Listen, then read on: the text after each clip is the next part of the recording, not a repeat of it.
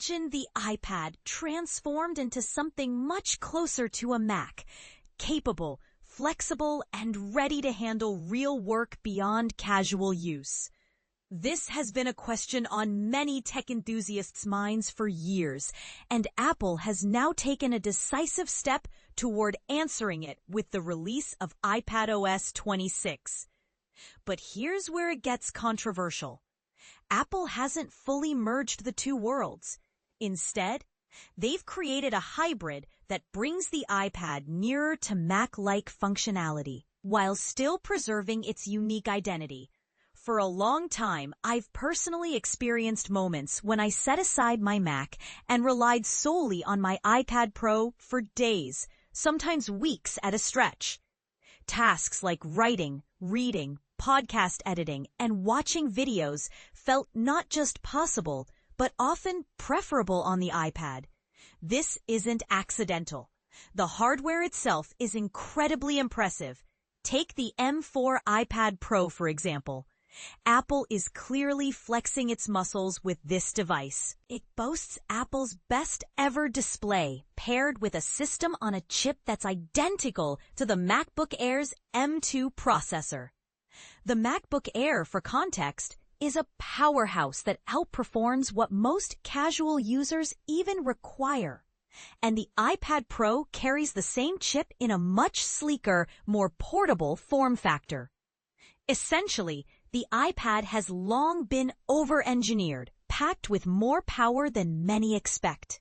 This has placed the iPad in an odd middle ground for years. Initially, Apple positioned it as a sort of bridge device, larger and better suited than an iPhone for activities like reading and video streaming, yet smaller and more portable than a Mac for casual use like lounging on the sofa. It promised convenience and power, but in reality, whenever real complex work had to get done, many users found themselves switching back to their Macs because the iPad's software limitations still held it back. Enter iPadOS 26, a release that represents Apple's most direct attempt yet to answer the critical question: what if the iPad operated more like a Mac? The result isn't a complete merger of the two devices and operating systems, but it's the closest we've come so far. Among Apple's major software updates this year, the iPadOS overhaul stands out as the most transformative. The iPhone has seen some interface tweaks with features like liquid glass, but fundamentally, it behaves the same. The iPad's changes, however, strike deeper, fundamentally shifting how you interact with apps. Now, instead of apps feeling like isolated full-screen containers, or there's even a menu bar, hidden neatly until you swipe down from the top, just like on a Mac. This windowed multitasking drastically changes the iPad experience. Previously, multitasking was managed through a combination of split view, slide over, and more recently, Stage Manager. None of these systems genuinely resonated with users' natural ways of working. Stage Manager, in particular, came off as cumbersome and unintuitive. These multitasking methods were compromises meant to keep the iPad's single app focus while allowing some degree of multitasking. Now, with multiple Windows support built into the core of iPadOS, people can finally work in a way that feels more fluid and desktop-like. Stage Manager still exists, but it is no longer the sole multitasking solution. This is particularly powerful on high-end devices like the M4 iPad Pro, which can juggle a dozen apps simultaneously without hitting memory limits. Even more modest devices, such as the A17-driven iPad mini, can manage several windows without slowing down. While it's not the same as a full Mac desktop, it's the first time the iPad genuinely feels like a workspace, rather than just a versatile tablet. Apple didn't stop at window management. They've also integrated more Mac utilities into the iPad ecosystem. Preview, a beloved Mac app for PDFs and image handling, now works almost identically on the iPad. You can open PDFs, annotate, fill out forms, sign documents, and all with smooth Apple Pencil support.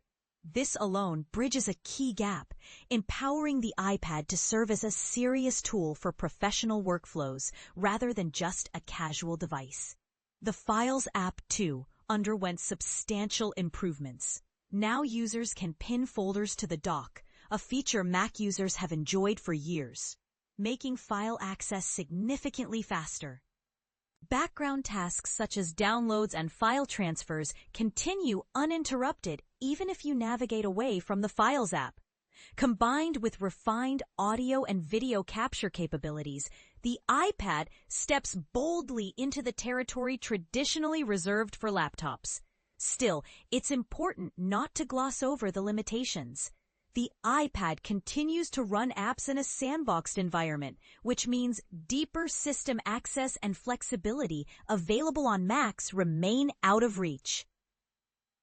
Many professional applications that exist on macOS haven't made their way to the iPad, and when they do, they often come in more limited versions constrained by the iPad's operating environment. Even Apple's own Pro apps sometimes feel like pared-down editions. This delicate tension is unlikely to disappear. Apple has enhanced the iPad's Mac-like capabilities without turning it into a full Mac clone. While you can enjoy greater multitasking freedom and file management like a Mac, you can't install or run macOS apps nor access the system-wide file hierarchy. The iPad lets you approach work similarly to a Mac, but it remains distinctly an iPad experience. The practical advantages are clear. Creative professionals can now have a window for sketching, another for research, and yet another for managing email all at once. Students can annotate PDFs as they follow along with lectures without constantly switching apps. But as this newfound power grows, so too do the constraints. There is still a limit to how far the iPad can replace the full desktop experience. So, did Apple finally provide an answer to the question, what if the iPad worked more like a Mac?